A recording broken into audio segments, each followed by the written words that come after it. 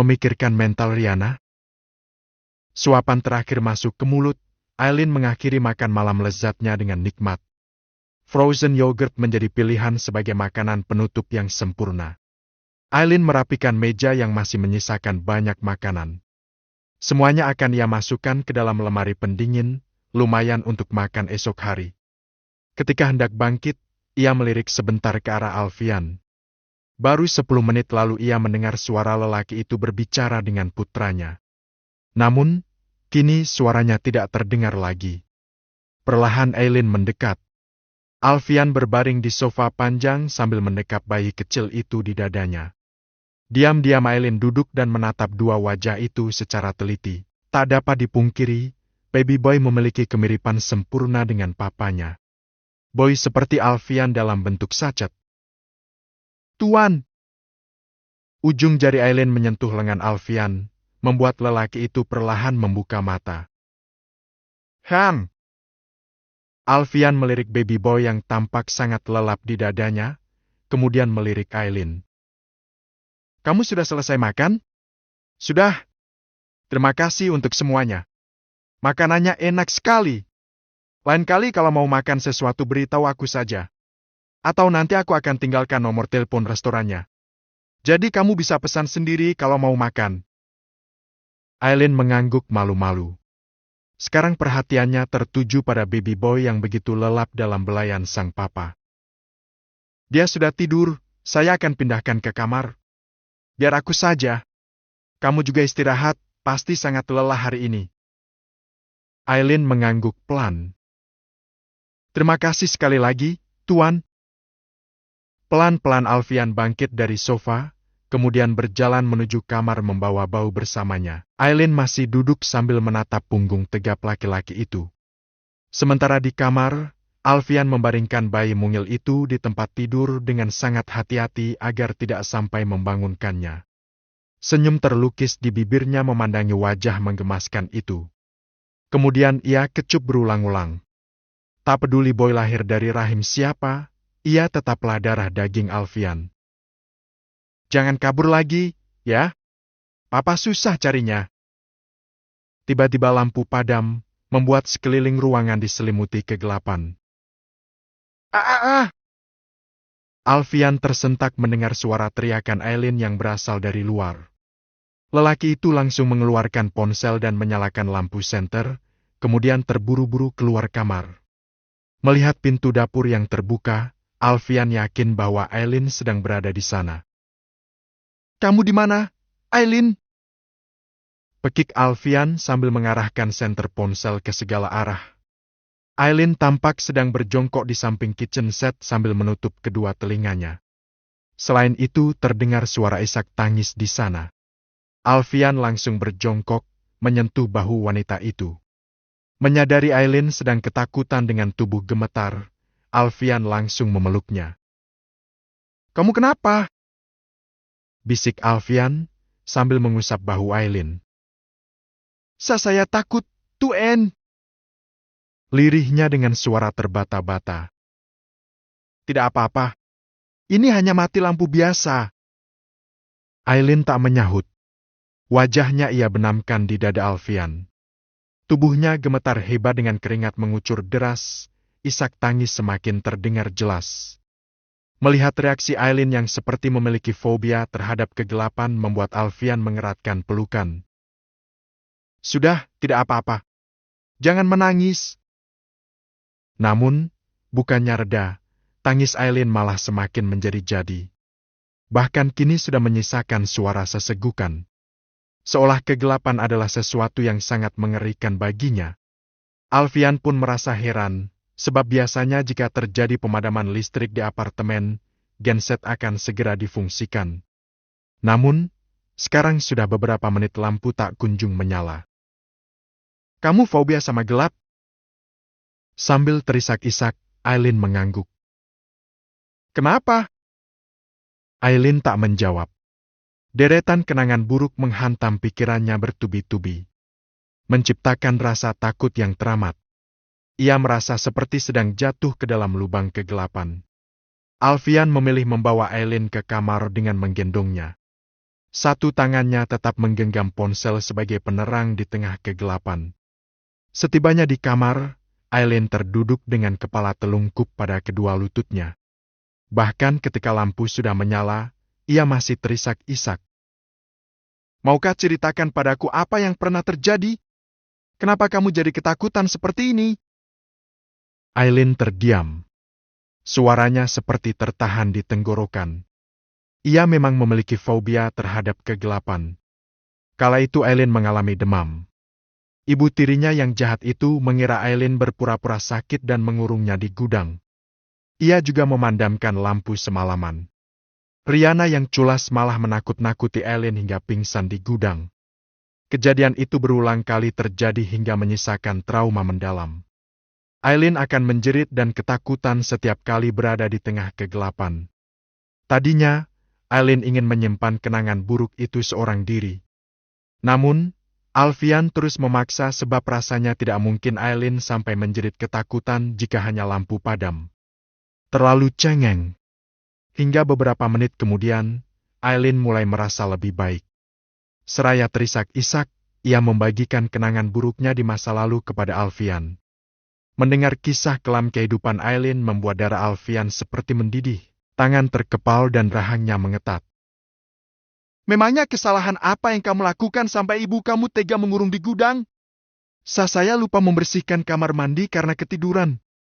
Saya demam saat itu jadi istirahat sebentar. Ucapan Aileen membuat Alfian tidak tahan untuk memeluk wanita itu. Berat sekali kehidupan yang ia jalani di masa lalu. Sangat berbeda dengan Alfian yang hidupnya serba dilayani bak seorang raja. Sudah, jangan dipikirkan lagi. Kedepannya kamu tidak boleh lemah. Kamu harus kuat dan berani untuk melawan mereka. Aileen diam. Meresapi hangatnya pelukan Alfian. Aroma tubuh lelaki itu, entah mengapa selalu sanggup menenangkannya. Oh ya, kamu bilang Big Nana itu ibu tirimu, lalu di mana ibu kandungmu?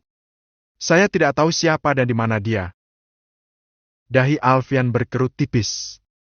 Sepertinya ia harus mencari tahu sesuatu. Sudah larut malam ketika Alfian sedang menikmati kesendirian dengan duduk di sebuah kursi. Matanya mengarah pada pemandangan kota di malam hari. Lelaki itu menghela napas panjang. Belum mampu meredam amarah setelah mendengar kisah masa lalu Aileen. Bahkan mandi di air dingin rupanya tak cukup untuk meredam amarah yang meletup-letup. Alfian lantas meraih ponsel dan menghubungi seseorang. Iya, Tuan. Terdengar sahutan bara di ujung telepon. Aku ada tugas penting untukmu. Saya selalu siap. Kali ini ada tugas apa? Jawab laki-laki itu cepat. Aku ingin kamu mencari tahu apapun tentang Aileen. Siapa orang tua kandungnya dan di mana mereka? Masih hidup atau sudah meninggal? Itu saja, Tuan. Untuk sementara hanya itu. Laporkan padaku kalau kamu menemukan informasi sekecil apapun. Baik, Tuan. Alfian memutus panggilan setelahnya. Kembali duduk bersandar dengan smog mengerikan yang terbit di sudut bibirnya. Dua tamparan keras mendarat mulus ke pipi Bayu. Membuat lelaki itu menunduk menahan malu. Betapa tidak, perbuatan bejatnya semalam telah sampai ke telinga sang ibu. Bu Rina yang berada di luar kota langsung kembali setelah dihubungi pihak kepolisian perihal putra semata wayangnya. Tega-teganya kamu melakukan semua ini. Setan apa yang merasuki pikiran kamu, Bayu? Teriak sang ibu. Bayu terdiam dengan kepala menunduk. Tak berani lagi menatap sang ibu. Aileen itu wanita baik-baik. Bisa-bisanya kamu melakukan itu kepada dia. Kamu tidak pikirkan anaknya masih bayi. Dia juga baru menjalani operasi. Wanita itu berapi-api meledakkan amarah dan kecewa yang melebur jadi satu. Putranya yang selama ini ia banggakan ternyata tak lebih dari seorang pemabuk dan penikmat dunia malam. Kamu sudah mengecewakan ibu. Ibu malu sekali sama Aileen dan tetangga-tetangga kita. Tak ada sepatah kata pun keluar dari mulut Bayu. Lelaki pecundang yang bisanya hanya memanfaatkan kelemahan wanita itu bungkam. Di sudut ruangan, Alfian mengulas senyum. Sejak tadi dirinya dan Gali hanya menjadi penonton. Kedatangannya pagi itu ke kantor polisi adalah untuk memberikan kesaksian perihal penganiayaan yang dilakukan Bayu terhadap Aileen. Siapapun yang telah menyakiti Aileen akan masuk ke dalam daftar catatan hitam Alfian dan harus mendapatkan hukuman berat. Ia akan memastikan Bayu mendekam di balik jeruji besi dalam waktu yang lama. Alfian menghunus tatapan tajam ke arah wanita yang baru saja memasuki ruangan. Big Nana tampak menggunakan rompi berwarna orange. "Mana yang satunya?" Suara Alfian terdengar dingin dan kaku, membuat Big Nana semakin gemetar. "Maaf, Tuan. Anak saya sedang tidak enak badan. Jadi belum bisa menemui Anda." Alfian mendesahkan napas panjang. Tatapan tak bersahabat masih ia hujamkan pada Big Nana. "Aku tidak peduli. Panggil dia ke sini. Tapi, Tuan, tidak ada tapi-tapian. Lagi pula siapa yang tahu dia memang sakit atau hanya pura-pura?" Salah satu petugas kepolisian segera keluar dari ruangan demi memastikan kondisi Riana. Sementara Big Nana memberanikan diri menatap sang bekas majikan. "Tuan, tolong ampuni Riana. Biarkan dia keluar dari sini. Dia tidak tahu apa-apa tentang semua ini. Sayalah yang sudah merencanakan semuanya.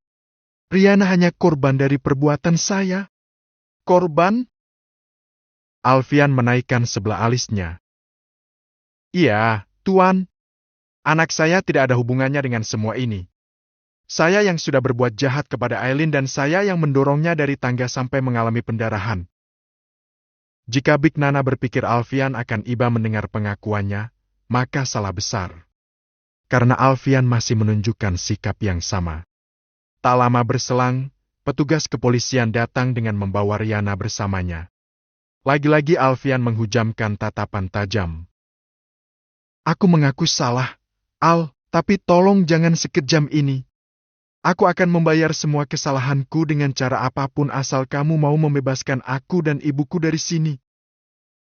Lirih Riana tanpa berani menatap lelaki itu. Sudut bibir Alfian terangkat tipis membentuk senyum. Riana dan ibunya tidak tahu saja kejutan apa yang sedang disiapkan Alfian. "Oke, kali ini aku akan mengabulkan keinginanmu. Laporanku akan kucabut, jadi kalian bisa bebas." Senyum mengembang sempurna di bibir Riana dan Big Nana. Bebas adalah sesuatu yang paling mereka harapkan. Sejak menjadi penghuni penjara, Riana mudah marah dan frustrasi. Ia bahkan selalu menangis di malam hari. "Benarkah, Tuan?" tanya Big Nana penuh harap. "Benar. Big Nana akan kembali bekerja di rumahku, sementara Riana juga akan kembali bekerja di perusahaan." Keduanya tampak girang. "Terima kasih, Al. Terima kasih atas kebaikan kamu." "Tunggu. Jangan senang dulu," ucap Alfian. Perlahan senyum di bibir dua wanita itu meredup. Kemudian saling melempar tatapan penuh tanya satu sama lain. "Aku memang akan mencabut laporanku dan membebaskan kalian. Big Nana akan bekerja untuk melunasi hutang, sementara Riana akan kembali bekerja di kantorku. Tapi bukan sebagai sekretaris, melainkan sebagai office girl." Bola mata Riana membulat seketika. Menjadi office girl tentu saja posisi yang sangat memalukan baginya. Terlebih sebelumnya dia adalah seorang sekretaris sekaligus tunangan sang bos. "Apa? Og, kamu serius?" protes Riana. "Ini tidak adil untuk aku. Al, tahu keadilan juga kamu?" sindir Alfian. "Sebelum bicara tentang keadilan, seharusnya kamu bercermin dulu." Riana bungkam. Lidahnya mendadak terasa kaku. Big Nana menatap putrinya yang tampak sangat syok. Ia tahu betul seperti apa perjuangan Riana untuk mendapatkan posisi sekretaris di perusahaan Alfian. Bahkan ia pernah merayu salah satu manajer untuk merekomendasikannya sebagai sekretaris. "Maafkan saya, Tuan. Tapi tolong pertimbangkan mental Riana. Dia pasti akan sangat terpukul kalau kembali ke kantor dan menjadi office girl, karena sebelumnya dia adalah seorang sekretaris." Alfian berdecih. Sorot matanya yang tajam mengalirkan nuansa gelap. Dua wanita licik inilah yang telah menciptakan ribuan kenangan buruk dalam catatan kehidupan Aileen. Menorehkan luka yang tak terobati. Mereka harus membayar semua penderitaan Aileen selama ini. Dan rasanya hukuman penjara terlalu ringan. Memikirkan mental Riana? Lalu bagaimana dengan Aileen? Yang mentalnya kalian hancurkan berkeping-keping. Yang hatinya kalian patahkan sejak kecil. Dan masa depannya kalian hancurkan hanya demi uang 1 miliar. Sekujur tubuh Riana gemetar mendengar ucapan Alfian. Kalian berdua benar-benar racun dalam kehidupan Aileen.